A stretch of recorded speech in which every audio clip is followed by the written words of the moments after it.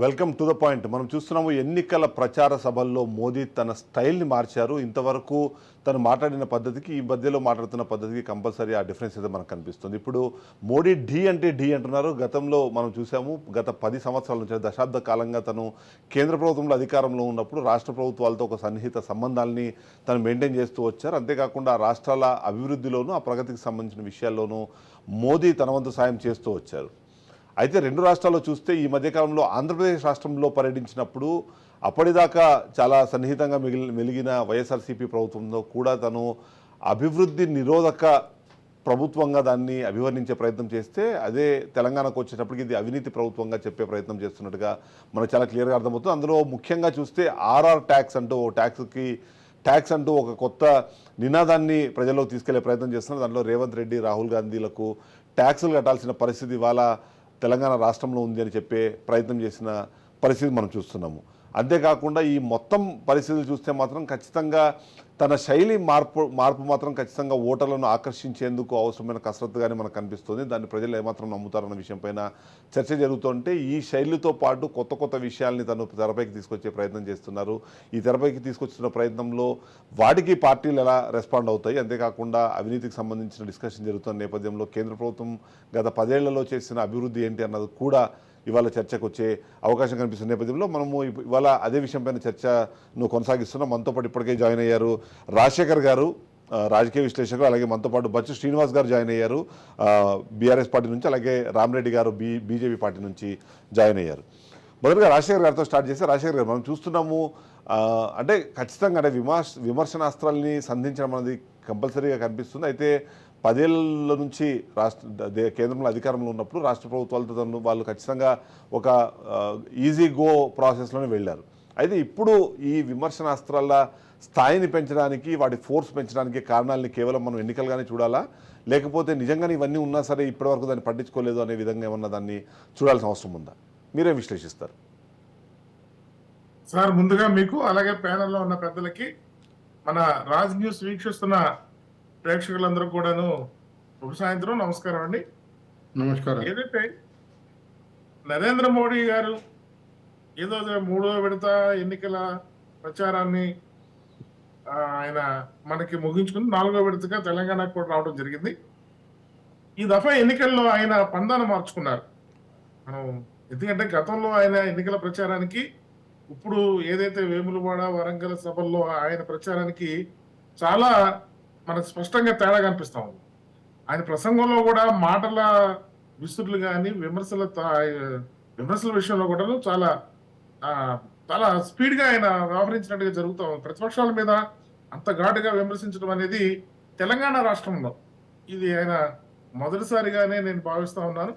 ఎందుకంటే ఆయన ఒక ఉదాహరణగా వివరిస్తూ ఆర్ఆర్ ఎలా అయితే RRR గురించి వివరిస్తూ, అలాగే RRR యొక్క కలెక్షన్స్ ని 1000 కోట్ల పైగా RRR కలెక్షన్స్ వసూలు చేస్తే, దానికి మించి RRR కలెక్షన్స్ ఈ రాష్ట్రంలో నుంచి ఢిల్లీ వరకు జరుగుతున్నాయి అనేది ఆయన చేసిన విమర్శ అనేది కూడా మనం ఈ సందర్భంగా పేర్కొనవచ్చు. అదేవిధంగా ఆయన గతంలో రాహుల్ గాంధీ గారు అదానీ, అంబానీ మీద చేస్తున్న విమర్శలను తిప్పికొడుతూ, ఇప్పుడు ఎందుకు ఎన్నికల సమయం వచ్చేటప్పటికి ఎందుకు రాహుల్ గాంధీ గారు అదానీ, అంబానీలకి ఆయన విమర్శలు చేయట్లేదు, దీంట్లో ఉన్న మతలబు ఏంటి అనేది కూడా ప్రజలకి నిగూఢంగా దాంట్లో ఉన్న వాస్తవాల్ని బయటపెట్టే విధంగా ఆయన చేసిన ప్రసంగాల్లో చోటు చేసుకున్న సందర్భం కూడా మనం చూడొచ్చు. ఇక బీఆర్ఎస్ కి, కాంగ్రెస్ కి ఆయన ఇద్దరు పార్టీలు ఒకటే, అవినీతిలో రెండు ఒకటే అని ఒక నాణానికి అచ్చు బొమ్మ ఎలా అయితే ఉంటాయో, అలాగంటే కాంగ్రెస్, బీఆర్ఎస్ అని ఉదాహరణగా మనకి ఓటు నోటు కేసుని, అలాగే కాళేశ్వరం కేసుని, ఈ రెండు ఉదహరిస్తూ కాంగ్రెస్, బీఆర్ఎస్ అవినీతిలో ఏ రకంగా పాలు పంచుకుంటున్నాయి, ఇద్దరు స్నేహపరమైన ఆ బంధాన్ని ఏ రకంగా కొనసాగిస్తున్నాయన్న విషయాన్ని కూడా ఆయన తన ఎన్నికల ప్రచారంలో ఆయన విమర్శ చేయడం జరిగింది. అంటే ఏతావాతాగా ప్రధాని మోడీ గారు ఈ దఫా ఎన్నికల ప్రచారంలో ఆయన సంధించిన విమర్శనాస్త్రాలు కానివ్వండి, ఆరోపణలు కానివ్వండి, చాలా ఘాటుగానే ఆయన చేయడం జరిగింది. ఇంకొక విషయం, మాజీ ప్రధాని పివి నరసింహరావు గారి గురించి ఉదహరిస్తూ ఆయనకి కాంగ్రెస్ హయాంలో జరిగిన అవమానాన్ని, తదనంతరం వారు ఏదైతే ఎన్డీఏ ప్రభుత్వం వచ్చిన తర్వాత చేసిన గౌరవాన్ని కూడా ఆయన గుర్తు చేసుకోవడం కూడా జరిగింది. ఎస్. ఇక మళ్ళా రిజర్వేషన్ల విషయంలోకి వస్తే ఆయన దాన్ని కూడా ఇప్పుడు వస్తున్న అవునండి, ఒక్కొక్కటి డిస్కస్ చేద్దాం. అంటే ఇప్పుడు నిజంగా మీరు అన్నట్టుగా చాలా అంశాలు తను ఇవాళ ప్రస్ఫుటంగా దాంట్లో చేసే ప్రయత్నం, దాంట్లో ఖచ్చితంగా రిజర్వేషన్ ఎన్నికల కానివ్వండి. ప్రచారంలో మోడీ గారు పందాలు మార్చుకుని ప్రతిపక్షాలని టార్గెట్ చేస్తూ ఏదైతే ఈ రాష్ట్రంలో తెలంగాణ రాష్ట్రంలో అధికారంలోకి వచ్చిన కాంగ్రెస్ పార్టీ గత 3 నెలల కాలంలో చేసిన హామీలని ఎలా విస్మరించిందో, రైతాంగానికి ఇచ్చిన హామీని ముఖ్యంగా రైతు భరోసాను ఎలా అయితే విస్మరించిందో, అదే ఎన్డీఏ గవర్నమెంట్ లో రైతులకు ఏ విధంగా మేలు చేకూర్చుందో ఉదరిస్తూ కూడా ఇక రాబోయే ప్రత్యామ్నాయం కాంగ్రెస్ పార్టీకి బీజేపీనే ఇక అని చెప్పే ప్రయత్నం అయితే కూడా ఆయన చెప్పడం జరిగింది. ఎస్. ఇక్కడ శ్రీనివాస్ గారు మీరు రెస్పాండ్ అవ్వాలి, ఎందుకంటే ఇక్కడ చాలా కీలకమైన అంశాల్లో 2-3 ఉన్నాయి. మొదటిది, ఎప్పటి నుంచి అంటే బీజేపీ వాళ్ళు రెగ్యులర్గా వాడే నినాదం ఏంటంటే కాంగ్రెస్ బీఆర్ఎస్ ఒకటే, కాంగ్రెస్ పార్టీ ఆ బొమ్మ వరుసల్లాగా మీరు కలిసి పనిచేస్తున్నారనే విధంగా, అంతేకాకుండా బీజేపీని నష్టపరచడం కోసం మీరు హ్యాండ్ ఇన్ హ్యాండ్ వెళ్తున్నారు, దానికి మీ ఇద్దరికి కామన్ ఫ్రెండ్ ఎంఐఎం ఉంది అన్నది వాళ్ళు చెప్పే ప్రయత్నం ప్రతి సందర్భంలో చేస్తున్నారు. ఇవాళ కూడా కాళేశ్వరం మీద లేకపోతే ఓటుకు నోటు కేసులో ముందుకు వెళ్ళకపోవడానికి కారణము ఆ రెండు పార్టీల మధ్య ఉన్న ఫ్రెండ్షిప్ అన్నదాన్ని మరొకసారి పిఎం స్థాయిలో చెప్పే ప్రయత్నం చేశారు. ఏం రెస్పాండ్ అవుతారు దాని మీద? మొట్టమొదటి రాజ్ న్యూస్ వీక్షకులకు, మీకు అక్కడ ఉన్నటువంటి మిత్రులందరూ కూడా నమస్తే అండి. ఈ భారతీయ ప్రధాని మోడీ గారు ఈరోజు తెలంగాణ ఎన్నికల ప్రచార సభలో ఏమీ మాట్లాడలేదు వాస్తవానికైతే. అంటే ఈ తెలంగాణకు గడిచిన 10 ఏళ్లలో సాధించిన అభివృద్ధి, అంటే ఈ జాతీయ ప్రభుత్వం సాధించిన అభివృద్ధి పైన మాట్లాడాల్సి ఉండే, లేకపోతే నిజంగా వాళ్ళు రేపు రాబోయే రోజుల్లో మళ్ళీ జాతీయ స్థాయి ప్రభుత్వాన్ని ఏర్పాటు చేస్తే మేము కరీంనగర్కి ఇది ఇస్తాం, లేదా కరీంనగర్లో ఇది చేస్తాం, లేదా దక్షిణ కాశీగా పేరుగాంచినటువంటి రాజరాజేశ్వరి దేవాలయానికి ఈ పనులు చేస్తాం, లేదా వరంగల్లో కోచ్ ఫ్యాక్టరీ ఎందుకు ఇవ్వలేదు, ఈ తెలంగాణ రాష్ట్రానికి విభజన హామీలు ఎందుకు నెరవేర్చలేదు, ఇట్లాంటి అంశాల మీద మాట్లాడి హామీలు ఇస్తే బాగుండేది. వరంగల్ సభలో కూడా అక్కడి అభ్యర్థి ఆయన ఆరూరు రమేష్ కూడా వారు మాట్లాడి ఆయన రిక్వెస్ట్ చేసిండ్రు. బీజేపీ అభ్యర్థి కూడా అక్కడ ఉన్నటువంటి స్థానిక సమస్యల పైన మాట్లాడినా కూడా వాటిపైన ప్రధాని మోదీ గారు వాటిపైన ఏం పెద్దగా స్పందించకుండా ఆ అంశాలన్నీ పక్కన పెట్టేసి ఈరోజు కాళేశ్వరంలో అవినీతి జరిగింది, లేదా కాంగ్రెస్ పార్టీ బీఆర్ఎస్ పార్టీ జతకట్టినాయి. అరే మా పార్టీని ఓడించి కాంగ్రెస్ పార్టీ తెలంగాణలో అధికారంలోకి వస్తే వాళ్ళతో మేము దోస్తి అని మోదీ గారి స్థాయిలో మాట్లాడితే ఎవరైనా నమ్ముతారానండి? అదేనా నవ్వుకునే విషయం కాదా? ఆయన స్థాయికి విశ్వగురు అని, బలమైన నేత అని, ప్రపంచాధినేతల్లో ఒకరని గొప్పగా మాట్లాడుకుంటున్న తరుణంలో ఇంత అంటే నాకు కొంచెం అంటే పదప్రయోగం కూడా నాకు ఇబ్బంది కలిగిస్తుంది. మోదీ గారు ఓట్ల కోసం ఇంత ఎందుకు మాట్లాడాల్సినటువంటి అవసరం వచ్చిందో, అంటే వాళ్ళు చెప్తున్నటువంటి అబ్ కీ బార్ 400 కి పార్ అనేటువంటి మాట అది నిజం కాదేమో, వాళ్లకు దాని మీద నమ్మకం లేదేమో, ఉత్తర భారతంలో ఈసారి ఖచ్చితంగా వాళ్ళకు తక్కువ స్థానాలు వస్తాయి అనేటువంటి ఉద్దేశంతో ఖచ్చితంగా ఈసారి ఎన్నికల్లో దక్షిణ భారతదేశంలో ప్రధానంగా తెలంగాణ, ఆంధ్రప్రదేశ్ లో పొత్తు కూడా అందుకే పెట్టుకున్నట్టున్నారు. ఆ టీడీపీతో జతగట్టిన, ఇటు టీడీపీ వచ్చినా మాకే, అటు వైఎస్ఆర్సీపీకి వచ్చినా మాకే, తెలంగాణలో బీఆర్ఎస్ తిట్టి కాంగ్రెస్ తిట్టి ఏమైనా గెలుచుకుందాము, లేదా పాత సంఖ్య అట్లే ఉంచుకుందాము, లేదా పెంచుకుందాము అనే విధంగా ఎన్నికల ప్రచార సభగా ఆ ఎన్నికల ప్రచారంలో దుమ్మెత్తిపోసే కార్యక్రమాలు జరిగినాయి. కానీ మేము ఎట్లా దోస్తీ అవుతామండి? ఎవరు నమ్ముతారా ఈ దోస్తీ అనేది? ఎంఐఎం అంటే దోస్తీ ఉంది కాబట్టి ఇప్పుడు కాళేశ్వరం మీద ఒక్క లేఖ రాయండి, మేము సిబిఐ ఎంక్వైరీ చేస్తాం అంటున్నారు. కాంగ్రెస్ వాళ్ళు రాయట్లేదు. లెక్కలు రాసినాము, అన్ని లెక్కలు రాసినాము. ఇప్పుడు చిదంబర్ గారు నేను అడుగుతున్నా, మోదీ గారు కదా 10 సంవత్సరాలు గడిచిన ప్రభుత్వంలో ఉన్నది, మేము ఈ రాష్ట్రంలో అధికారంలో ఉన్నప్పుడు కాంగ్రెస్ పార్టీ నుంచి అనేక వినతి పత్రాలు పోయినాయి, వందలాది వినతి పత్రాలు, వేలాది వినతి పత్రాలు, వందలాది మంది మా మీద కాళేశ్వరంలో జరిగింది, లేకపోతే ఇంకేవో ఇతరత్ర మేము చేపట్టినటువంటి అద్భుతమైన మిషన్ భగీరథలో జరిగినాయి, వీటన్నిటిలో 90 లక్షల కోట్లు ఈ రోజు అంచనాలు వేస్తూ 90 లక్షల కోట్ల ప్రాజెక్ట్ అని మాట్లాడుతూ దాంట్లో 1,00,000 కోట్ల అవినీతి జరిగిందంట. ఏమన్నా ఆలోచన చేసి మాట్లాడాలి కదా. అంటే ఈ స్థానిక నాయకులను తీసుకున్నా, వీళ్ళని తీసుకున్నా, మేము ఎందుకు దోస్తి అయితాం కాంగ్రెస్ పార్టీతోని? రైట్. నిన్నగాక మమ్మల్ని గద్దదించినటువంటి కాంగ్రెస్ పార్టీతోని మేము ఎందుకు జత కడతాం? దేశం మొత్తంగా బీజేపీని మీరు కదా ఎంబడేసుకొని తిరిగేది. Yes. మేమా? ఇది అందరికీ రామరెడ్డి గారు. తెలిసిన అంశం కదా. Yes, ఈరోజు రామరెడ్డి గారు రెస్పాండ్ అవ్వాలి. నేను ఈ రోజు ఒక్క విషయం చెప్తున్నా. యా. నిజంగా మీరు ఈ రోజు మీకు ధైర్యం ఉంటే బీజేపీకి ఓల్డ్ సిటీలా ఈ ఎన్నికల సంఘం మీ చేతుల్లోనే ఉంది కదా. ఓల్డ్ సిటీలో ఉత్తర భారత పోలీసులను సెంట్రల్ రిజర్వ్ ఫోర్స్ తెచ్చిపెట్టి అందరి ముఖాలు చూసి ఓటేసేటట్టు భారతీయ జనతా పార్టీ కేంద్ర ఎన్నికల సహాయం తీసుకొని ఓట్లు నిర్వహించమని చెప్పండి ధైర్యం ఉంటే. రైట్. మేము చూస్తాం అట్లాంటి పరిస్థితి ఉందా? తీసుకెళ్లిపోయి మా మధ్యనే బీజేపీ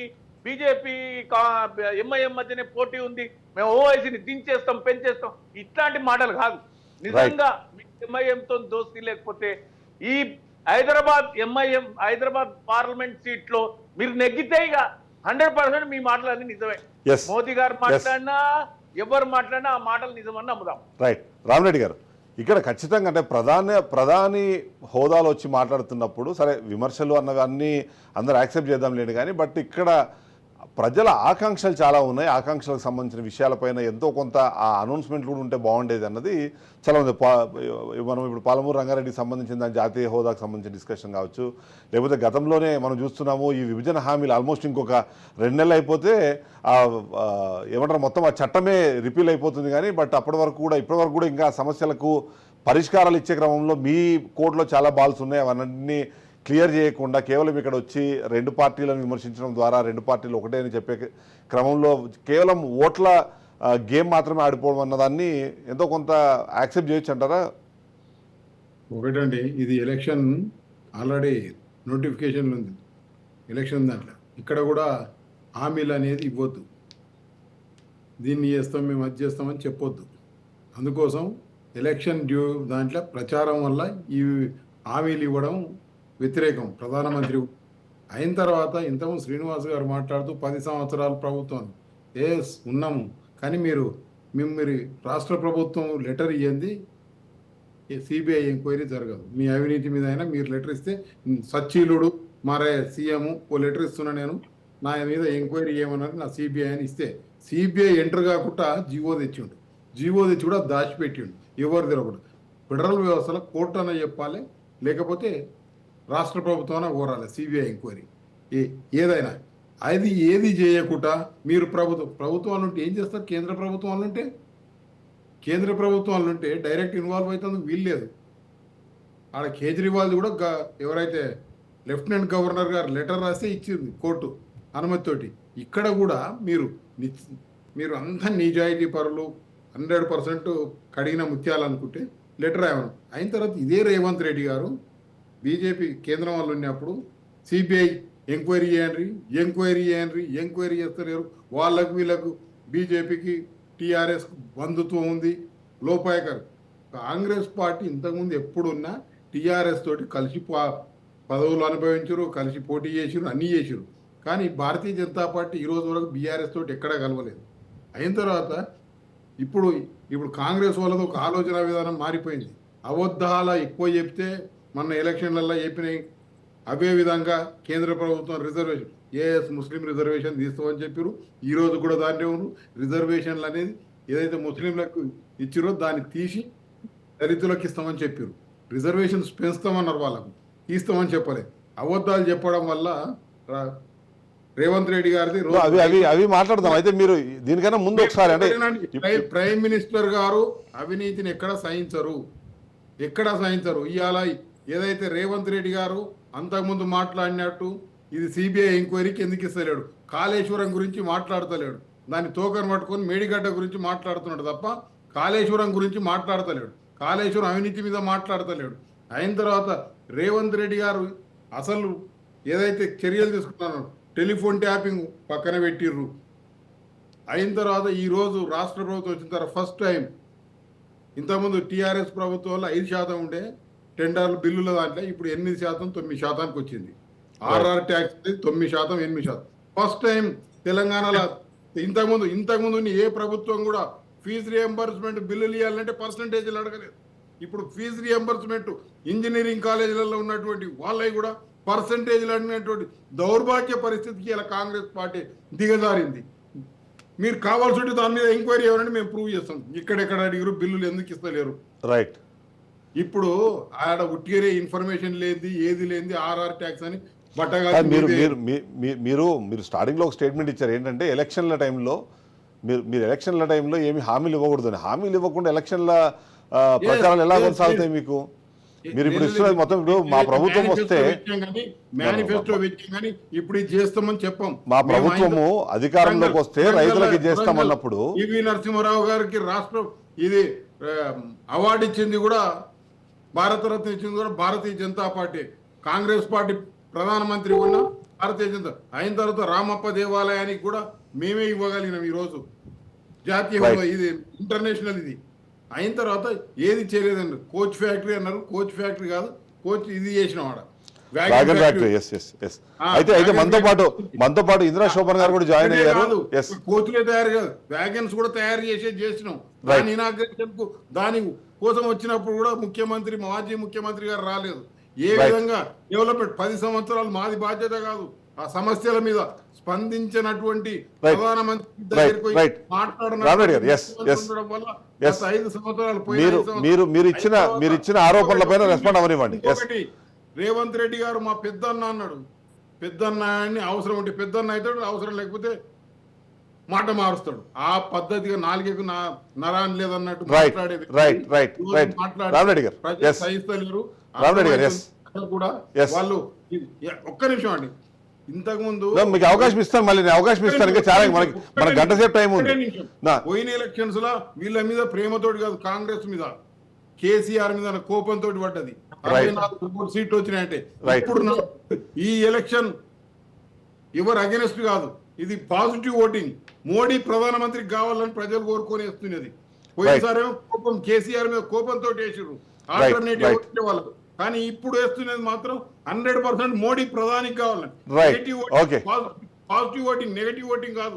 రైట్. ఇందిరా శోభన్ గారు కూడా మనతో పాటు లైవ్ లో జాయిన్ అయ్యారు. ఇప్పుడు వింటున్నాం మనం, అంటే ప్రధాని మోడీ ఇక్కడికి వచ్చినప్పుడు ఇక్కడ ఏం చేస్తాము అనే దానికన్నా మీరు ఏం చేస్తున్నారు అనే విషయం పైన ఎక్కువ కాన్సన్ట్రేట్ చేసినట్టు కనిపిస్తుంది. ముఖ్యంగా ఆర్ఆర్ ట్యాక్స్కి సంబంధించి డిస్కషన్ చేశారు. అంతేకాకుండా బీఆర్ఎస్తో మీరు కలిసి ప్రయాణం చేస్తున్నారు. అందులో భాగంగానే వాళ్ళ అవినీతికి సంబంధించి మీరు ఎలాంటి ప్రశ్నలు సంధించట్లేదు, లేకపోతే అందులో ముఖ్యంగా కేంద్ర దర్యాప్తు సంస్థలు ఏవైతే ఉన్నాయో వాటిని ఇన్వాల్వ్ చేస్తే లాభం జరిగే అవకాశం ఉంది, ఆ వైపుగా మీరు స్టెప్స్ తీసుకోవట్లేదని మరొక కీలకమైన ఆరోపణ చేశారు. ఏమంటారు మీరు? ప్యానెల్లో ఉన్నటువంటి సోదరులకి నమస్కారం.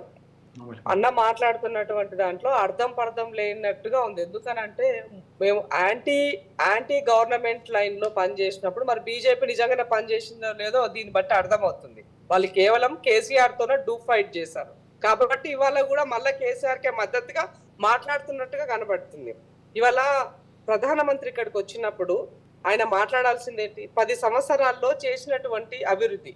10 సంవత్సరాలు టిఆర్ఎస్ గవర్నమెంట్ కంటిన్యూ ఉన్నది, దేశంలో నరేంద్ర మోదీ కంటిన్యూగా ఉన్నారు. మీ ఇద్దరు చేసింది ఏంటి? ఈ రాష్ట్రాన్ని విధ్వంసం చేశారు. 10 సంవత్సరాల్లో 100 సంవత్సరాల విధ్వంసం చేసి మీరు ఇవాళ మొత్తం ఏమీ లేకుండా ఇవాళ ఖాళీగా చేసి పెట్టినారు. దీనికి 100% టిఆర్ఎస్ కి ఎంత భాగస్వామ్యం ఉన్నదో భారతీయ జనతా పార్టీ కూడా అంతే భాగస్వామ్యం చెప్పాల్సిన అవసరం ఉంది. ఇక ట్యాక్స్ల గురించి వాళ్ళకి మాట్లాడే నైతిక హక్కు ఉందని అడుగుతున్నాను నేను. ఒకవేళ ఎక్కడైనా అలా జరిగినట్టు మీ దగ్గర ఏమైనా ఆధారాలు ఉంటే బయట పెట్టండి. రాజకీయాల కోసం ఉత్తగా వేగ్గా మీరు చెప్పుడు ముచ్చట్లు మాట్లాడడం అని అంటే ఒక ప్రధానమంత్రి స్థాయిలో ఉండి ఆయన మాట్లాడినటువంటి మాటలు రాజకీయ కోణంలో చెప్తున్నట్టుగానే కనబడుతుంది తప్ప నిజంగా చెప్పినట్టుగా అది లేదన్నది అది ప్రజలకు కూడా అర్థం అవుతుంది. కానీ అదే మేము ఇప్పుడు భారతీయ జనతా పార్టీ ఏమంటారు, AA ట్యాక్స్ వాడుతున్నారు. AA ట్యాక్స్ అంటే ఏంటి? అదాని అంబానీకి ఎందుకు దోచిపెట్టినారు? ఎన్ని రైల్వే ఎన్ని ఏమంటారు మన ఎయిర్పోర్ట్స్ ఇచ్చారు, ఎంత రైల్వే ప్రాజెక్ట్స్ వాళ్ళకి కట్టబెట్టారు. ఇక్కడ సరిపోలేదు అన్నట్టుగా శ్రీలంక కూడా ఫోన్ చేసి చెప్పారు. ఇవన్నీ మా దగ్గర ఉన్నటువంటి ప్రూఫ్లు మేము చెప్పినటువంటివి. మరి మీ దగ్గర ఉన్న ఆధారాలు ఏమున్నాయి? ఏ బేస్ తో మీరు AA ట్యాక్స్ అని మాట్లాడుతున్నారు? ఇవాళ RRR కన్నా RRR ఎక్కువ వసూలు చేస్తుందని మాట్లాడినారు. అంటే ఆయనకి అలా ఆ స్థాయి వ్యక్తికి మాట్లాడేటువంటి పరిస్థితి ఉంది అని అంటే ఇక్కడ స్క్రిప్ట్ రాసిస్తే ఆయన చదువుతున్నారని మాత్రమే చెప్పాల్సిన పరిస్థితి ఏర్పడ్డది. ఇక రెండో విషయానికి వచ్చినట్లయితే ఈ రాష్ట్రానికి తెలంగాణ రాష్ట్రానికి మీరు ఏమి ఇచ్చారు? పోలవరంలో 7 మండలాలు తీసుకెళ్లి ఏపీలో కలిపినారు. తిరిగి మరి కనీసం దానికి ఎక్కడైనా మీరు సహాయపడ్డారా? ఇక్కడ కాళేశ్వరానికి సంబంధించిన లేదంటే పాలమూరు రంగారెడ్డికి ప్రత్యేక హోదా అడిగినాము, అవేమన్నా మీరు చేస్తున్నారా? ఇవాళ కాళేశ్వరం గురించే మాట్లాడతలేరు, మేడిగడ్డ గురించే మాట్లాడుతున్నారని అడుగుతున్నారు. ఇవాళ కాళేశ్వరం అయినా మేడిగడ్డ అయినా రెండు ఒకదానికొకటి సంబంధం ఉన్నటువంటిది, అవి లింకప్ ఉన్నటువంటి ప్రాజెక్టులే తప్ప రెండు వేరు ప్రాజెక్టులు కాదన్నది గుర్తించాల్సిన అవసరం ఉంది. ఇవాళ మీ నుంచి కదా రిపోర్ట్ రావాల్సింది. మీరు రిపోర్ట్ ఇచ్చిన తర్వాత ఇక్కడ చేసినటువంటి దాన్ని బట్టి నెక్స్ట్ యాక్షన్ ఏం చేయాలి అన్న దానికి ఎలక్షన్ కోడ్ అయిపోయిన తర్వాత తప్పకుండా అయితే మీరు డబుల్ ట్యాక్స్ గురించి మాట్లాడారు. ఎస్, మీరు డబుల్ ట్యాక్స్ గురించి మాట్లాడారు. అదే విషయం ఇవాళ మోదీ గారు మరొకసారి మెన్షన్ చేస్తున్నారు. ఆ డబుల్ ట్యాక్స్ గురించి మీరు మాట్లాడారు, కానీ ఇప్పుడు రాహుల్ గాంధీ సైలెంట్ అయిపోయారు. రేవంత్ రెడ్డి గారు వెళ్ళి ఆయనతో ఎంఓఈలు చేసుకుంటున్నారు. వాళ్ళు నిజంగానే అవినీతి పరులో లేకపోతే ఇట్లాంటిది ఏదైనా అంటే బుల్డోజ్ చేసి అభివృద్ధిని వాళ్ళు మాత్రం పర్సనల్గా అభివృద్ధి చెందుతున్న అనుమానం మీకుంటే వాళ్ళతో కలిసి మీరు ప్రయాణం చేసే అవసరం ఏంటి అన్నది మోదీ గారు ఇవాళ ఆ ప్రశ్న కూడా ఇస్తున్నారు. ఇప్పుడు మేము దేశంలో ఉన్నటువంటి కాంగ్రెస్ ప్రభుత్వము నిర్మించినటువంటి ప్రభుత్వ సంస్థలు, ప్రభుత్వ భాగస్వామ్యంలో ఉన్నటువంటి సంస్థలు మేము ఎక్కడా కూడా తెలంగాణ రాష్ట్రంలో ఏమంటారు అదాని కానీ అంబానీ కానీ మేము కట్టబెట్టలేదు. మీరు కట్టబెట్టినారు కాబట్టి మేము చెప్తున్నాము. మేము ఆ రోజు మాట్లాడినాము, ఇవాళ మాట్లాడుతున్నాం, రేపు కూడా మాట్లాడతాం వీటి పట్ల. ఎప్పుడు రఫేల్ కి సంబంధించిన కుంభకోణము లాస్ట్ నిమిషం వరకు ఎట్లా పోరాటం చేసినామో ఆ విషయంలో మీరు ఏమంటారు మా రాహుల్ గాంధీ గారిని మీరు సస్పెండ్ చేసి బయటకు పంపించి ఇల్లు ఖాళీ చేయించినా కూడా ఎక్కడ బెదరలే. అదే దాంతో జోడో యాత్రతో ప్రజల మధ్యకి వెళ్ళి మీరు చేసిన తప్పులు ఎత్తి చూపాం కాబట్టే కర్ణాటకలో కాంగ్రెస్ ప్రభుత్వం వచ్చింది, తెలంగాణలో కాంగ్రెస్ ప్రభుత్వం వచ్చింది. రేపు దేశంలో కూడా మార్పు రాబోతున్నది, మీరు గుర్తుపెట్టుకోండి. ఇవాళ కేసీఆర్ ఏమేం చేసినాడో నరేంద్ర మోదీ కూడా సేమ్ అన్ని చేశాడు. కాకపోతే కేసీఆర్ పరివారంగా చేశారు, కుటుంబంతో చేస్తారు. నరేంద్ర మోడీ మాత్రము ఆయన సంపన్నుల కోసం చేశాడు, 22 మంది సంపన్నుల కోసం చేశాడు. కాబట్టి ఆయనకి ఏమీ తేడా లేదు. ఈయన 7 లక్షల కోట్ల అప్పు చేశాడు, ఆయన అంతకు మించి 100 లక్షల కోట్ల అప్పు ఆయన చేశాడు. దీంట్లో వాళ్ళిద్దరిని ఎక్కడ ఈయన కూడా ట్యాపింగ్ల విషయంలో ఈ ప్రభుత్వంలో జరిగినట్టుగా మనకు మొన్నదాకా చూసాము. అక్కడ కూడా ఏమంటారు దాన్ని ఏమంటారు ఫోన్ ట్యాపింగ్ జరిగినట్టుగా ఏపీలో జరిగినట్టుగా ఎన్నో ఆరోపణలు ఆ రోజు కేంద్రంలో ఉన్నటువంటి దాంట్లో మన బాగేసా జరిగినటువంటి పేరు ఎగ్జాక్ట్ నాకు గుర్తులేదు. సో అట్లా అంటే ఇప్పుడు ప్రభుత్వము మారితే గాని ఇవన్నీ బయటకు వస్తాయి. కేసీఆర్ ప్రభుత్వం మారి కాంగ్రెస్ ప్రభుత్వం వచ్చింది కాబట్టి కేసీఆర్ చేసిన తప్పులన్నీ బయటపడ్డాయి. సో అందుకే నేను దేశ ప్రజలకు పిలిపిస్తున్నాను, ఇవాళ మార్పు రావాల్సిన అవసరం ఉన్నది, ప్రభుత్వం మారాల్సిన అవసరం ఉంది. అప్పుడు వాళ్ళు చేసిన తప్పులన్నీ కూడా ఈ సమాజానికి తెలిసేటువంటి అవసరం ఉంది. ఇవాళ ఒక మీడియాను వాళ్ళ చేతిలోనే ఉన్నది, వ్యవస్థలు వాళ్ళ చేతిలో ఉన్నాయి, ప్రశ్నించే గొంతుకలన్నీ నొక్కిస్తున్నారు. కాబట్టి ఎక్కడ మీరు చేసినటువంటి తప్పులు బయటకి కనిపించేదానికి మీరు ఎక్కడెక్కడ ప్యాచప్లు వేస్తున్నారు కాబట్టి అది తెలియట్లేదు. ఇవాళ నరేంద్ర మోదీ గారు ఒక్కొక్క రాష్ట్రంలో ఒక్కొక్క మాట మాట్లాడుతున్నారు. ముస్లింల గురించి మీ యొక్క అక్కస్ అవసరమైనప్పుడల్లా వెళ్ళగక్కినారు. ఇవాళ ఎలక్షన్స్ యూపీలో ఉన్నాయి కాబట్టి ముస్లింలకు సంబంధించి మేము రిజర్వేషన్లకు వాళ్ళ రిజర్వేషన్లకు మేము వ్యతిరేకం కాదు అని మాట్లాడుతున్నారు. వాళ్ళకి ఇవ్వడం మీద వ్యతిరేకత చెప్తున్నారు. అంటే ఇప్పుడు కూడా మత ప్రాతిపదికన రిజర్వేషన్లు అన్నవి రాజ్యాంగంలో లేవు, వాటిని మీరు క్రియేట్ చేశారు కాబట్టి ఆ వద్దు మాకు బీసీలకు అనేది కదా. ఇప్పుడు ఒక్క మాట చెప్తాను నేను, కాంగ్రెస్ పార్టీ మత ప్రాతిక రిజర్వేషన్లు ఇచ్చిందా లేదంటే వాళ్ళు ఎకనామికల్ గా వెనకబడి ఉన్నారని రిజర్వేషన్లు ఇచ్చిందా? 4% ఆ పాయింట్ ని ఎందుకు రేజ్ చేయలేకపోతున్నారు? అందరూ కూడా ముస్లిం అనగానే వాళ్ళు ఒక అంటరాని వాళ్ళు అంటచుపులుగా ఎందుకు చూస్తున్నారు? అది ఈ సందర్భంలో ఇంకొక ప్రశ్న సమాధానం చెప్పాలి కాబట్టి వాళ్ళకి రిజర్వేషన్ ఇచ్చారు. రైట్, రిజర్వేషన్ల గురించి మనం మాట్లాడుతున్నాము. రైట్, రిజర్వేషన్ల గురించి మనం మాట్లాడుతున్నాం. అదే సందర్భంలో ఈడబ్ల్యూఎస్ రిజర్వేషన్లు 10% ఇచ్చారు. వాస్తవానికి వాళ్ళు ఈ దేశంలో ఉన్నది 6%. మీరు 10% చేశారు, అయినా కాంగ్రెస్ దానిని ఏమనలేదు కదా. సరే పోనీ పేదవాళ్లే కదా నడవని వాళ్ళు కూడా ఈ సమాజంలో వాళ్ళు కూడా మెరుగుపడాలనుకున్నారు. కాబట్టి ఇట్లా అన్ని కూడా అంటే లేనిది ఉన్నట్టుగా ఉన్నది లేనట్టుగా ఫేక్ వాట్సాప్ మీడియా ద్వారా. అయితే ఇక్కడ ఇంకో విషయం చెప్పండి మీరు. అయితే ఇప్పుడు ఇక్కడ ఇంకో విషయం ఏంటంటే ఇప్పుడు మనం దేశవ్యాప్తంగా భిన్నత్వంలో ఏకత్వం గురించి మాట్లాడుతూ మీరు అందరికీ న్యాయం జరగాలని మాట్లాడుతున్నారు, బాగానే ఉంది. బట్ మీ పార్టీకి సంబంధించిన పిట్రోడానేమో దేశంలో ఉన్న ప్రజలందరినీ విభజించేలాగా ఉత్తరప్రదేశ్ ఒక్కరిని మనందరము ఆఫ్రికన్ లాగా అంటే సౌత్ ఇండియన్స్ అందరూ ఆఫ్రికన్ లాగా కనిపిస్తారని ఆయన ఒక స్టేట్మెంట్ ఇస్తారు. దానికి ఖండన వస్తుంది కానీ బట్ ఆ ఖండించాల్సిన వ్యక్తి రాహుల్ గాంధీ, అతని దగ్గర నుంచి ఎందుకు రెస్పాన్స్ లేదు అన్నది మరొక కీలకమైన ప్రశ్న. ఇవాళ దేశవ్యాప్తంగా అంటే దాన్ని చర్చనీయాంశంగా మార్చే ప్రయత్నంలో మోదీ కనిపిస్తున్నారు. ఎందుకు అలాంటి స్టేట్మెంట్లు ఎందుకు? ఇప్పుడు మీరు అక్కడ గుర్తుపెట్టుకోండి ఇప్పుడు నరేంద్ర మోదీ గారు 2006లో మన్మోహన్ సింగ్ గారు మాట్లాడినటువంటి వాక్యాలని ఆయన ఏం చెప్పినాడు, సర్వత అభ్యున్నతి అనే ఒక కార్యక్రమంలో అందరికి అన్ని ఉండాలి అనే దానికి ఆయన ఒక స్పీచ్ లో ఎస్సీ ఎస్టీ బీసీ మైనారిటీ మహిళలు పిల్లలు అందరికి రావాలని చెప్పిన సందర్భంలో దానిని లాస్ట్ లో ఉన్న ముస్లిం పదాన్ని మాత్రమే ముస్లింలకే ఎక్కువగా ఇయ్యాలని చెప్పినట్టుగా వక్రీకరించి మాట్లాడినారు. ఇవాళ మాట్లాడే మాటలు కూడా గట్లనే ఉన్నాయన్నది గుర్తించాలి. ఎందుకనంటే ఇవాళ శ్యామ్ పిట్రోడా గారు అమెరికాలో ఆయన ఏదో ఉద్దేశించి అక్కడ ఉన్నటువంటి చట్టాలను ఉద్దేశించి ఆయన మాట్లాడితే దాన్ని కూడా వక్రీకరించి ఇది వీళ్ళు ఏమంటారు హిందువులకు సంబంధించినంత దోచి ముస్లింలకు పెడతారని చెప్పేసి దాన్ని వక్రీకరించి మాట్లాడారు. దానికి సంబంధించి మేము ఈసీకి కంప్లైంట్ ఇచ్చినా కూడా ఎలాంటి యాక్షన్ లేదు. అంటే ఇట్లా ప్రతి దానిని కూడా మేము మా యొక్క మేనిఫెస్టోలో పెట్టినటువంటి అంశాన్ని కూడా మేము పెట్టినామని అబద్ధ ప్రచారాలు ఇట్లా ఈ రకమైనటువంటి, అందుకనే ఎప్పుడు ఎలాంటి విషయాలు వినాల్సి వస్తుందని భయపడే పరిస్థితి ఏర్పడ్డది. కాబట్టి ఇవాళ ఎస్సీ ఎస్టీ బీసీ మైనారిటీలు అందరూ కూడా ఇవాళ మా రిజర్వేషన్లు కోల్పోయే పరిస్థితి ఉన్నది, రాజ్యాంగాన్ని మార్చే పరిస్థితి ఉన్నది, ఒక అబద్ధ భావంలో బతుకుతున్న పరిస్థితి ఉన్నది. వాళ్ళు నిజంగానే దమ్ము ధైర్యము బీజేపీ గానీ నరేంద్ర మోదీ గాని ఉంటే ఎస్ నేను రాబోయే రోజుల్లో నిత్యావసర వస్తువులను పూర్తిగా కంట్రోల్ చేస్తాను, ఇవాళ అందరికి విద్య అందిస్తాను, వైద్యం అందిస్తాను, ఉపాధి కల్పిస్తాను, 2 కోట్ల ఉద్యోగాలు సంవత్సరం 15 లక్షల కోట్ల 15 లక్షల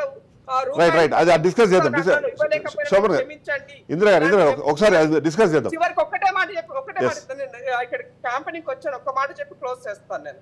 ఇప్పుడు ఇన్ని మాట్లాడుతున్నటువంటి వాళ్ళు ఇవాళ కర్ణాటకలో 2961 మహిళలకు సంబంధించినటువంటి ఒక వీడియో చేసినటువంటి ఒక ఏమంటారు జేడీఎస్ సంబంధించినటువంటి ఆయన పేరు రేవన్న కొడుకు చేస్తే ఆయన మీద వేసుకొని చట్టా పట్టాలు వేసుకొని ఆయనకు టికెట్ ఇచ్చి ఓహో అన్నారు. అలాంటి వ్యక్తికి మద్దతు ఇచ్చేటువంటి మీరు అంటే ఒక నరేంద్ర మోదీ అంటే ఒక గౌరవం ఉన్నదని 10 సార్లు మాట్లాడేటువంటి వాళ్ళు మహిళల పట్ల ఇంత అసభ్యంగా ప్రవర్తించినటువంటి వ్యక్తి దేశం దాటిపోవడానికి అవకాశం వచ్చింది అని అంటే ఎవరి వల్ల వచ్చింది? అలాంటి వ్యక్తిని కాంగ్రెస్ పార్టీ పదే మాట్లాడుతుంది శిక్షించాలి అని చెప్పేసి. అంటే ఇవాళ అరెస్ట్ చేయకుండా రేవన్న కింద సహాయకుడుగా ఉన్న అరెస్ట్ చేశారంటే చిన్న పౌరులను చేస్తారని చెప్పాల్సి. కాంగ్రెస్ వాళ్ళకు అండర్సన్ తీసుకుపోయి ప్రైమ్ మినిస్టర్ కార్లో తీసుకుపోయి ఫ్లైట్ ఎక్కించి పంపించే మనస్తత్వం ఉన్నోళ్ళు వాళ్ళు. రేవన్నది కేసు వచ్చింది రాకముందు ఆయన పోయిండు, బయటకు వచ్చిన తర్వాత పోలే, అయిన తర్వాత వీళ్ళు లోన్లు ఇచ్చేది చోక్సీకి వీళ్ళకి ఇచ్చి ఎవరైతే ఉన్నారో ఇంగ్లాండ్కి తప్పించకపోదు ఇచ్చిన లోన్లు ఇచ్చిన వాళ్ళు వీళ్ళ ప్రభుత్వం, వీళ్ళు కమిషన్లు తీసుకొని ఇచ్చిర్రు వాళ్ళకి లోన్లు. మేము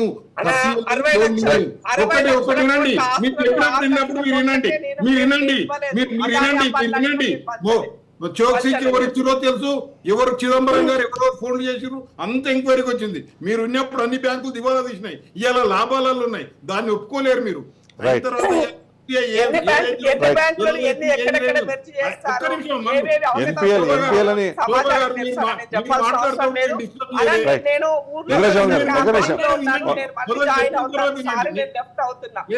నేను మొదలు చెప్పిన తర్వాత తిన్నాను వాళ్ళు ఎంత అంటే ఇప్పుడు ఆయన నిన్న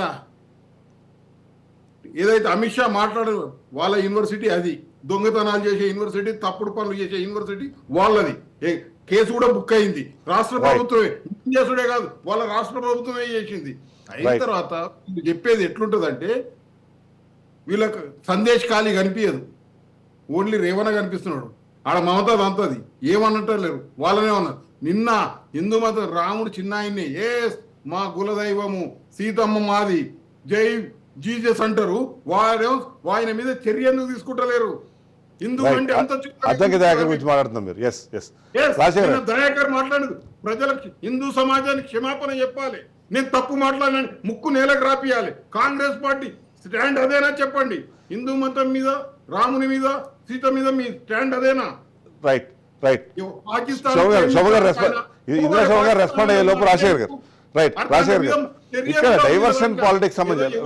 ఎవరో భారతీయ జనతా పార్టీ ఇంత సభ్యత ఉన్నో లేదో మాట్లాడితే దాన్ని తీసుకొచ్చి భూతద్దంలో పెట్టి రిజర్వేషన్లు ప్రైమ్ మినిస్టర్ చెప్పిన తర్వాత కూడా అబద్ధాలు ఇలా రేవంత్ రెడ్డి పొద్దున లేచినప్పటి నుంచి అబద్ధాల మీద ఆధారపడ్డాడు. ప్రైమ్ మినిస్టర్ మనకు చెప్పిండు ఎస్సీ ఎస్టీ బీసీ రిజర్వేషన్లకు ఎలాంటి దోకా లేదు, నేనున్నంత వరకు అన్నాడు. అంతకంటే ఎక్కువ ఈయన రోజు అదే చెప్తాడు. రిజర్వేషన్ ఎవరు తీస్తామన్నారు? మీరు తీసిర్రు. దళితులను వెసెక్టమీ ఆపరేషన్ 30 లక్షల మందికి చేయించిన చరిత్ర కాంగ్రెస్. రైట్ రాజశేఖర్ గారు, ఇక్కడ డైవర్షన్ పాలిటిక్స్ అనేది చాలా క్లియర్గా అర్థమవుతుంది అన్నది అయితే చూడొచ్చు. ఎందుకంటే సరే ఎవరు ఏ కారణంతో ఆ కాంటెక్స్ట్ ఏంటన్నది పక్కన పెడితే అందులో వాళ్ళకి అవసరమైన ఆ టెక్స్ట్ని మాత్రం తీసుకొని దానికి ఆ కాంటెక్స్ట్ మొత్తాన్ని మార్చేసి వాళ్ళకి అనుకూలంగా ప్రచారం చేసుకునే ప్రయత్నం జరుగుతుంది అన్నది ఇవాళ కాంగ్రెస్ పార్టీ చేస్తున్న మరొక ఆరోపణ. మీరు దాన్ని ఎలా చూస్తారు? ఎందుకంటే పిట్రోడాకి సంబంధించి కానివ్వండి, రిజర్వేషన్లకు సంబంధించి కానివ్వండి, ఇవాళ మనం మాట్లాడుకుంటున్న మెజారిటీ ఆఫ్ ది ఇష్యూస్ అన్నీ కూడా వాస్తవం ఒకటి ఉంది, కానీ ప్రచారంలో ఒకటి ఉంది, వీళ్ళ ప్రసంగాల్లోకి వచ్చినది ఇంకోలాగా మారిపోతుంది. ఏమంటారు?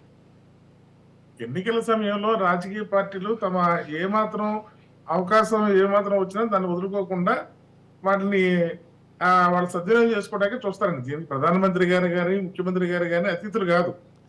ఏదైతే ఇప్పుడు వస్తున్న ఈ రిజర్వేషన్ల ఆరోపణలు ఏదైతే ఉన్నాయో, ఇప్పుడు రాజ్యాంగాన్ని మార్చి రిజర్వేషన్లు రద్దు చేయడం అనేది సామాన్య విషయం కాదు. మనకి అసలు అంబేద్కర్ గారు ఇచ్చింది 10 సంవత్సరాలే, కానీ తమ ఓట్ల రాజకీయం కోసం దాన్ని ప్రొలాంగ్ చేసుకుంటూ దాన్ని ఎక్స్టెండ్ చేసుకుంటూ వచ్చారు.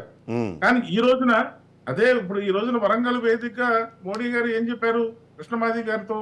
నేను ఖచ్చితంగా రిజర్వేషన్ వర్గీకరణకి నేను కట్టుబడి ఉన్నాను, ఏదైతే నేను హామీ ఇచ్చానో ఆ హామీని త్వరలో నేను అమలు పరుస్తానని చెప్పారంటే ఆయనకి రిజర్వేషన్ కట్టుబడి ఉన్నట్టే కదా.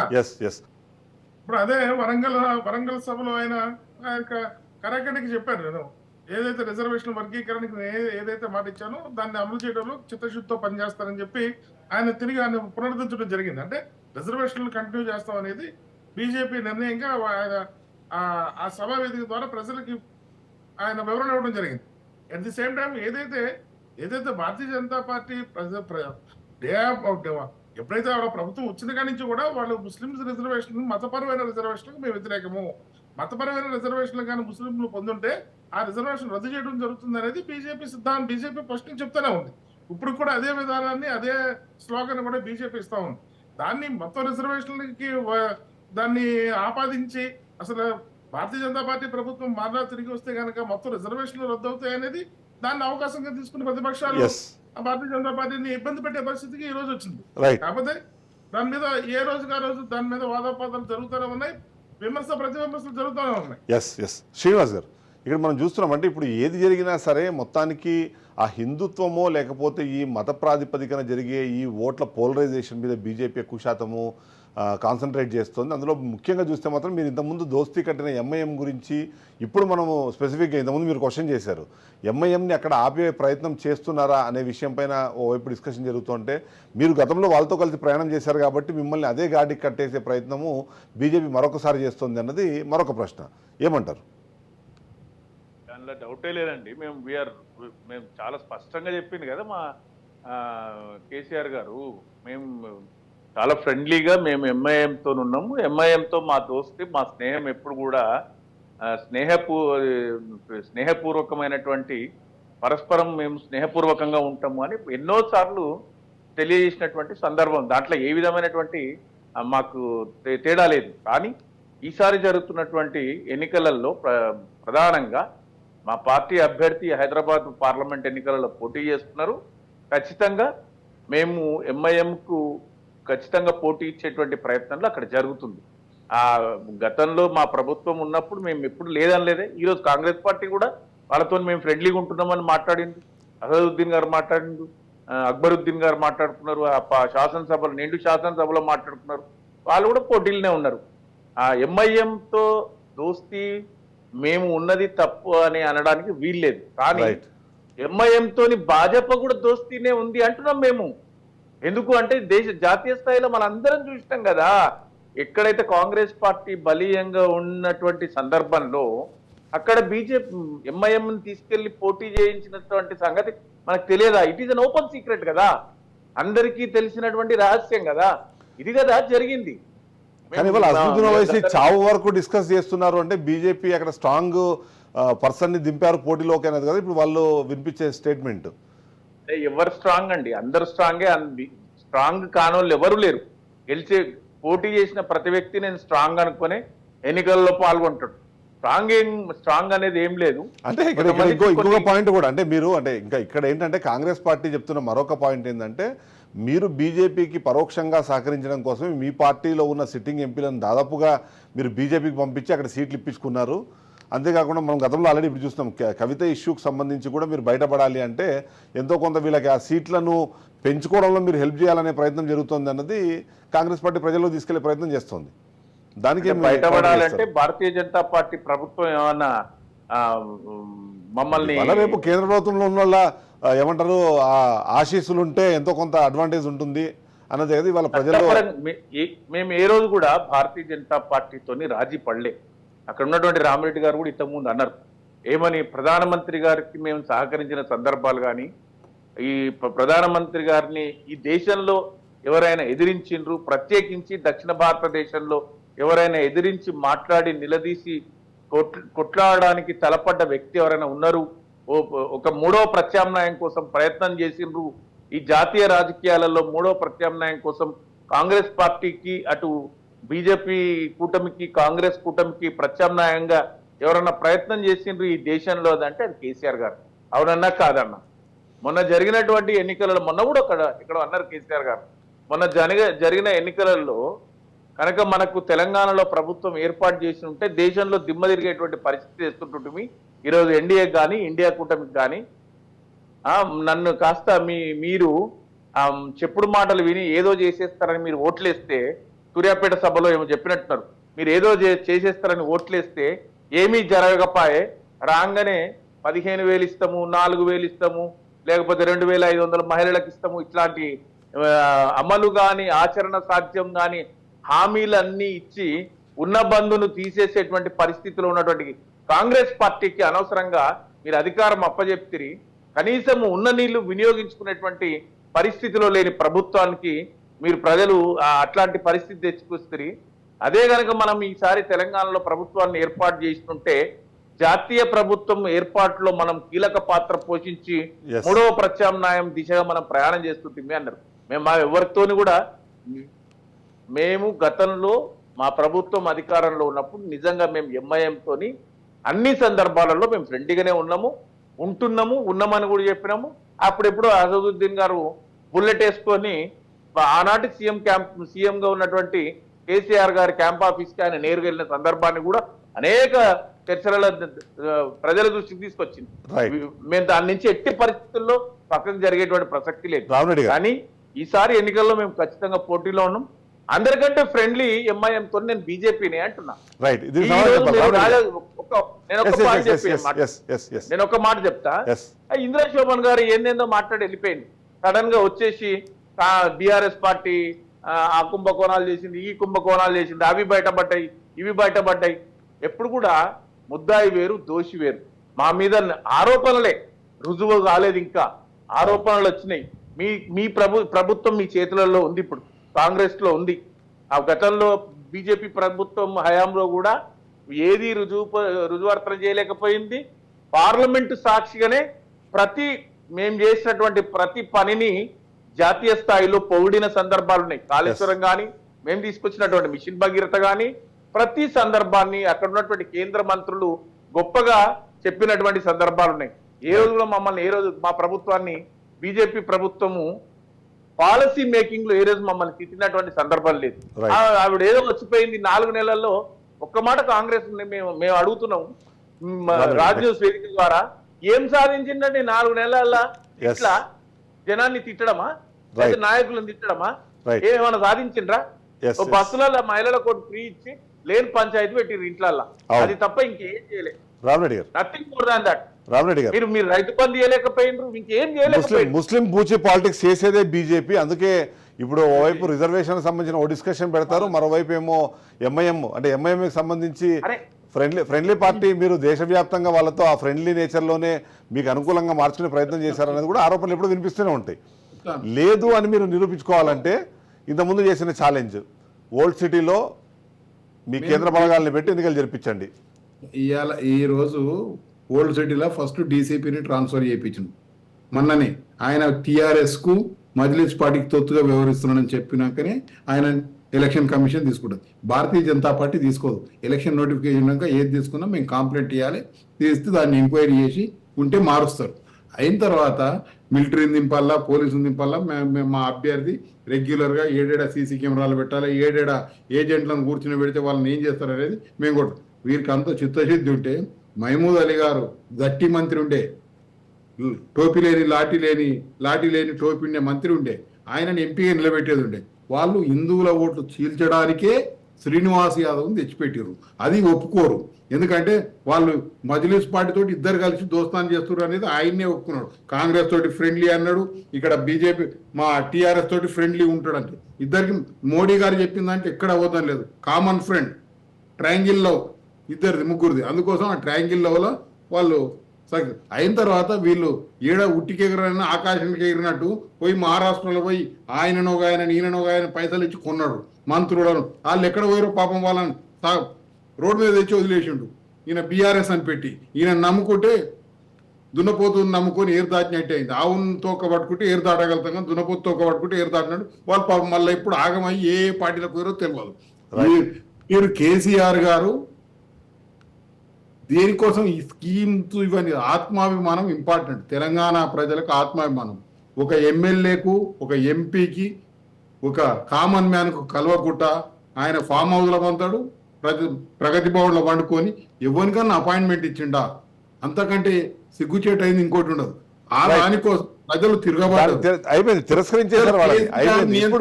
ఇప్పుడు కాంగ్రెస్ పార్టీ ఏమంటదంటే తెలంగాణ ప్రజలకు ఆత్మాభిమానం ఎక్కువ. ఆత్మాభిమానం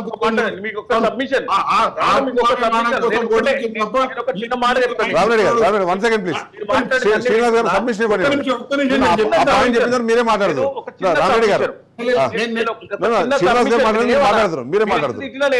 మీరు ఎంత తిడితే అంత మంచిది. కానీ నేను ఒక్క సబ్మిషన్ చెప్తలేమండి. ఏం లేదు, మీరు తిట్టండి, ఏం ప్రాబ్లం లేదు. నేను ఒకటే ఎంత మంది తిట్టినా ఏం కాదు. కానీ ఒక్క మాట చెప్తాను. చిన్న సబ్మిషన్ ఏంటంటే, దయచేసి విభజన హామీలు నెరవేరుస్తాము, తెలంగాణకి ఇది చేస్తాము తిరిగి అధికారంలోకి వస్తే అని మీ ఎజెండా చెప్పండి. ఫామ్ హౌస్ లో వండుకొని రాయకపోతే కేంద్రానికి వీళ్ళు ఇద్దరు కూర్చొని చేసుకోవాల్సినవి విభజన హామీలు. ఇద్దరు ముందుకు రావాలి. 2 సార్లు మీటింగ్ పెడితే కూడా అటెండ్ కానటువంటి కృష్ణాదానికి మీటింగ్లకు అటెండ్ కానటువంటి వ్యక్తి ఎవరు చేయాలి?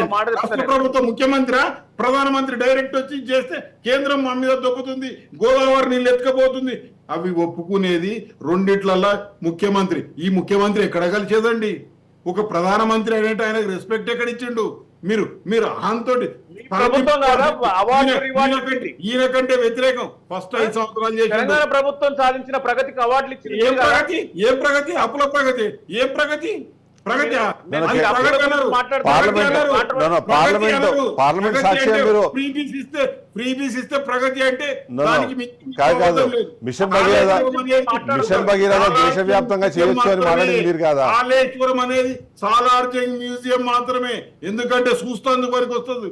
దాంతో కాళేశ్వరం పక్కన పెట్టండి కొద్దిసేపు. రామరెడ్డి గారు, కాళేశ్వరం గురించి పక్కన పెడదాం కొద్దిసేపు. రైతు భరోసా, ఇప్పుడు రైతు బంధు ఇవన్నీ స్టార్ట్ అయిందైతే ఇక్కడ నుంచి దాని ఇన్స్పిరేషనే కదా. రెండోది మిషన్ భగీరథకు సంబంధించిన దానిపైన మీరు ప్రశంసిస్తూ పార్లమెంట్ లో మాట్లాడారు లేదా? ఒక్కటినండి, నేను రైతునే. మాకు ఇది 15,000 కాదు, ఇంతకు ముందు ఇంప్లిమెంట్స్ ఇచ్చేది రైతులకు, మన డ్రిప్ ఇరిగేషన్లు ఇచ్చేది. అన్ని బంద్ అయినాయి. ఏది లేదు. గత 5 ఏళ్లలో చెప్పమనండి ఎంతమంది. మీరు ఇచ్చిన 6,000 ఎక్కడి నుంచి? ఇన్స్పిరేషన్ ఎక్కడి నుంచి? ఏది గ్యారెంటీలు కాంగ్రెస్ ఇచ్చింది కాదు. నేను అంటుంది రైతు బంధులో వాళ్ళు ఇస్తాము 4,000 ఇస్తే మీరు దేశవ్యాప్తంగా 6,000 ఇంప్లిమెంట్ చేసింది. మొదట ప్రారంభించింది అయితే రైతులకి పెట్టుబడి సహకారం అందరికంటే ముందు స్టార్ట్ చేసింది ఏదైతే ఉందో ప్రెగ్నెంట్ లేడీకి ఇచ్చేది 6,000 రూపాయలు స్కీమ్ స్టార్ట్ చేసింది రైతు బంధు గురించి. రైతు బంధు కూడా 6,000. మేము ఒక లిమిట్ ఎవరికి ఉందో అవసరం ఉన్న వాళ్ళకే ఇచ్చినాం. ఇన్కమ్ ట్యాక్స్ కడతోళ్ళకి ఇయ్యలే, లేకపోతే రామోజీరావు ఇన్స్పిరేషన్ అయితే అదే కదా. కేసీఆర్ కి ఇయ్యలే. మేము ఇన్స్పిరేషన్ ఇది కాదంటారా?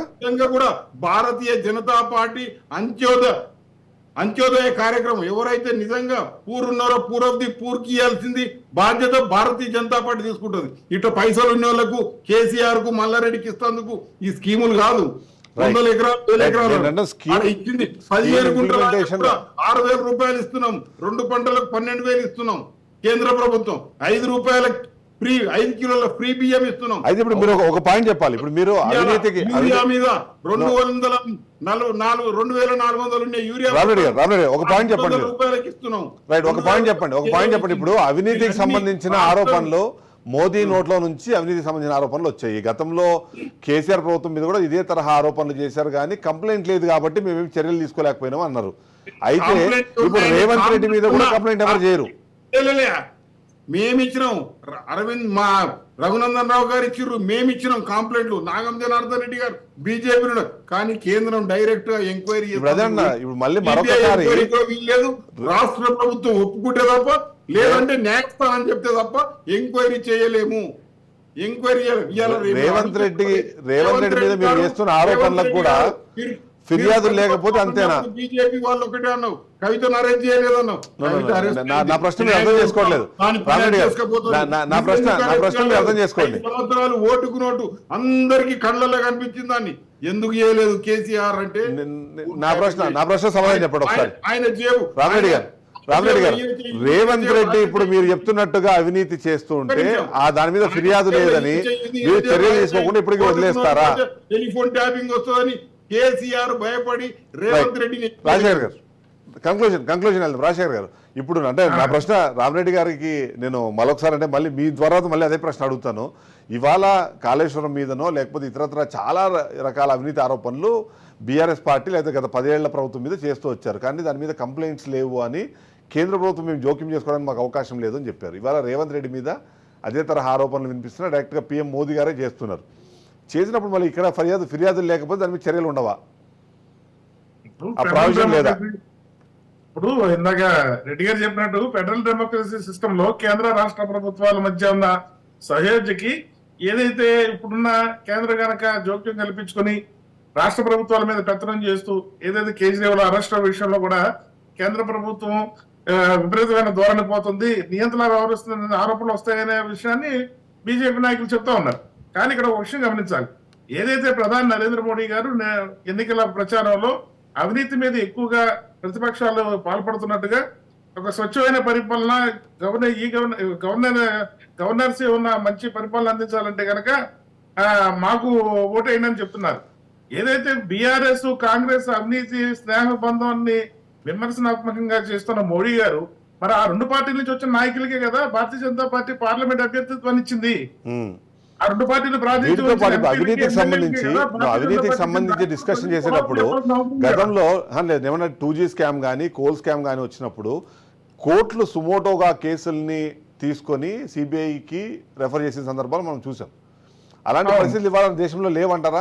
ఎందుకు కోర్టులు సరిగ్గా పనిచేయట్లేదా, లేకపోతే ఈ అవినీతి కోర్టులు కనిపించట్లేదా? ఇప్పుడు కేంద్ర ప్రభుత్వం డైరెక్ట్ గా రాష్ట్ర ప్రభుత్వాలు చేస్తున్న అవినీతి మీద డైరెక్ట్ గా చర్యలు తీసుకున్న సందర్భం ఈ భారతదేశంలో మనకు తెలిసిన కూడా చాలా అరుదుగానే ఉన్నాయి, కానీ ఇప్పుడున్న సందర్భంలో అది లేదు. అదే నేను అన్నాను, నిజంగా కేంద్ర ప్రభుత్వం ప్రధాని నరేంద్ర మోడీ గారు స్వయంగా ఆంధ్రప్రదేశ్ కు వచ్చి చంద్రబాబు నాయుడు గారిని డైరెక్ట్ గా పోలవరం ఏటీఎం గా వాడుకున్నారన్న చంద్రబాబు నాయుడు గారిని అన్నారు.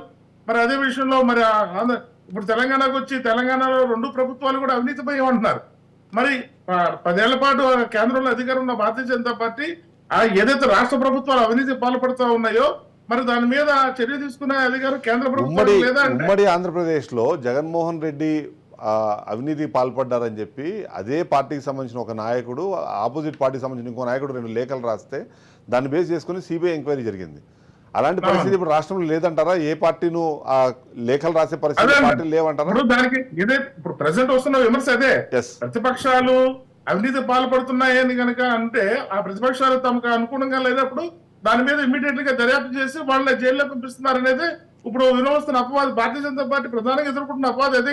శ్రీనివాస్ గారు, ఎస్ రామరెడ్డి మీకు అవకాశం ఇస్తాం, మీరు ఫైనల్ కంక్లూడ్ చేద్దరు. శ్రీనివాస్ గారు, ఇప్పుడు ఇది మనం మాట్లాడుతున్న మాటల్లో ఇప్పుడు సరే అవినీతికి సంబంధించి ఆ ఆరోపణలు మీ మీదకి వచ్చినా లేకపోతే ఇవాళ కాంగ్రెస్ పార్టీ మీదకి వచ్చినా ఫెడరల్ వ్యవస్థ అనే పేరుతో బీజేపీ చేస్తున్న దీన్ని ప్రజలు ఏమాత్రం నమ్ముతారు అన్నది ఒక కీలకమైన ప్రశ్నగా మారబోతుంది. ఎందుకంటే ఇవాళ మోడీ స్థాయిలో ఆ డిస్కషన్లు జరిగి ఆ తర్వాత ఎలాంటి చర్యలు లేకపోతే వాటిని కేవలం ఎన్నికల స్టంట్గా కొట్టిపారేసే అవకాశం అయితే కనిపిస్తుంది కదా. డెఫినెట్గా అండి. ప్రజలు అంటే ఈరోజు మోడీ గారు చేసిన వ్యాఖ్యల పట్ల కొంత ప్రజల్లో కూడా ఆశ్చర్యము, కొంత ఆలోచన రేకెత్తేటువంటి పరిస్థితులు ఉన్నాయి. చివరికి ప్రధాని మోడీ గారు కూడా ఈ ఎన్నికల సభలోకి వచ్చి అంటే వాస్తవ విరుద్ధంగా మాట్లాడేటువంటి పరిస్థితి వచ్చింది. ఎన్నికలంటే ఎవరైనా ఇట్లనే మాట్లాడతారు. రాజకీయ నాయకులు ఏ స్థాయిలో ఉన్నా కూడా వాళ్ళకు అనుగుణంగా అవకాశం కోసం ప్రజలను మభ్యపెట్టే మాటలు మాట్లాడతారు. ఈరోజు ప్రజలు ఏది చెప్పినా కూడా అంటే ప్రధాని గారు మాట్లాడింది కొంత అథెంటికేషను లేకపోతే చెప్పిండ్రు అనేటువంటి ఇన్ఫ్లుయెన్స్ ఉంటది. ఆ పరిస్థితి కూడా దాటిపోతుందేమో అనిపిస్తుంది నాకు. రేపు మోడీ గారు మాట్లాడినా లేకపోతే ఇంకెవరు మాట్లాడినా కూడా ఏం మాట్లాడతారులే, అందరూ మాట్లాడతారులే, దాంట్లో ఉంది, వాళ్ళకి అనుగుణంగా మాట్లాడుకుంటారులే అనేటువంటి పరిస్థితికి అంటే వ్యక్తుల యొక్క మాటలకు అంత ప్రాధాన్యత లేని పరిస్థితులను తీసుకురాబోతున్నారేమో రాబోయే రోజులలో అనిపించే దిశగా ఈ ప్రచార సభలల్లా ఇష్టానుసారంగా మాట్లాడుతూ అంటే నిన్న మాట్లాడిన వ్యక్తే నిన్న మాట్లాడిన మాట కట్టుబడకుండా ఈ రోజు మళ్ళీ వ్యతిరేకంగా మాట్లాడడం అనేది అయితే సబబు కాదు. ఇది ఎంతవరకు సమంజసంగా? రామరెడ్డి గారు, ఫైనల్ పాయింట్ మీతో కన్క్లూడ్ చేయండి. ఇక్కడ చాలా క్లియర్గా ఏంటంటే విశ్వగురువు అని మోదీని వైపు మనము పొగుడుతున్నాం. మ్యూట్ ఉంది. విశ్వగురువు అని మనం వైపు పొగుడుతుంటే ఆయన సాధారణ రాజకీయ నాయకుడే అనే ఒక స్టేట్మెంట్ ఇచ్చేలాగా ఇవాళ ఆయన స్టేట్మెంట్స్ అన్ని ఉన్నాయన్నది ఇప్పుడు ఇవాళ మనకు వినిపిస్తున్నమాట. ఒకటి ఇప్పటి వరకు ఈ 10 సంవత్సరాలల్లో ఏ రాష్ట్ర ప్రభుత్వం వల్ల అవినీతి జరిగిందని ఎవరు చంద్రబాబు నాయుడు జరిగిందన్నాడు. అంతకుముందు ముఖ్యమంత్రి గారు జగన్మోహన్ రెడ్డి గారు అన్నారు కాళేశ్వరం ఇదని. ఆయన ఎంక్వైరీకి ఆయన మీరు ఇయ్యలేదు సిబిఐకి. రాష్ట్ర ప్రభుత్వాలు ఎంతసేపు వాళ్ళు ఇప్పుడు రేవంత్ రెడ్డి గారు కూడా అన్నారు వాళ్ళు సిబిఐకి ఇయ్యరు, ఎందుకంటే బ్లాక్మెయిలింగ్ వీళ్ళది వాళ్ళు. భారతీయ జనతా పార్టీ 356 ఆర్టికల్ను కానీ ఈ యొక్క రాష్ట్ర సిబిఐ డైరెక్ట్ ఇన్వాల్వ్ అయ్యి ఏ రాష్ట్రం మీద ఎంక్వైరీ చేయలేదు. ఈ 10 సంవత్సరాల్లో ఒక్క ఇన్సిడెంట్ లేదు. 356 కూడా అదే అనుమానము. గతంలో కాంగ్రెస్ ప్రభుత్వము వాళ్ళ నాయకులే అవినీతి చేశారని అనుమానం వచ్చినప్పుడు వెస్ట్ బెంగాల్లో మా కార్యకర్తలను నడి రోడ్డు మీద చంపిన ఇవాళ గవర్నర్ మీద ఓ కంప్లైంట్ పెట్టి ఒకరితోటి కావాలని ఇది చేసినా మేము 356 ప్రయోగిస్తలేము. అక్కడ ఎంత దౌర్భాగ్యం ఉందో అందరికీ తెలుసు. దేశం వాళ్ళు అందరు సందేశకాలి సంఘటన కాంగ్రెస్ పార్టీ అధికారం వాళ్ళు ఉంటే 356 ఇప్పటికీ 10 రాష్ట్రాలలో అమలు చేస్తుంది. 356 ఇప్పటి ఉంచి రాష్ట్ర ప్రభుత్వాలను రద్దు చేయలేదు. ప్రజాస్వామ్య బద్దంగానే ఏదైనా చేయాలి తప్ప ఇల్లీగల్ గా అవినీతి చేస్తూ పోతాయి. చేస్తూ పోతే కేంద్ర ప్రభుత్వంలో మీరు ఉంటారు, రాష్ట్ర ప్రభుత్వాల్లో ప్రాంతీయ పార్టీలు ఉంటాయి. 5 ఏళ్ళు వీళ్ళు 5 ఏళ్ళు వాళ్ళు చూసుకుంటారు. ఫెడరల్ వ్యవస్థ చూసుకుంటామంటే ఎట్లా?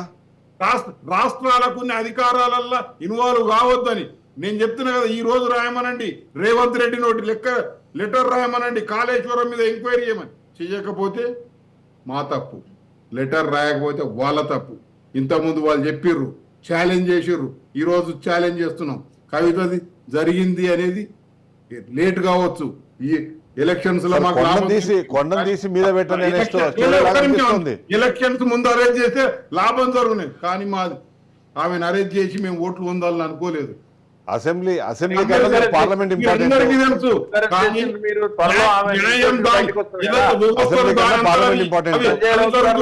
కేజ్రీవాల్ 10 సార్లు ఇచ్చినా పోలేదు. ఇంటికి వచ్చి ఎంక్వైరీ చేయాలి. అది ఏదో చేసిన ఘన కార్యం. టైం ఎక్సైడ్ అయిపోయింది రామరెడ్డి గారు. Thank you very much Rama Reddy గారు. రామరెడ్డి గారు టైం ఎక్సైడ్ అయిపోతుంది. థ్యాంక్ యూ రామరెడ్డి గారు. Thank you very much Rajasekhar గారు, అలాగే శ్రీనివాస్ గారు, ఇందిరా శోభన్ గారు. Special thank you. ఇది ఇవాళ షో. రేపటి షోతో మళ్ళీ కలుద్దాం. Stay tune.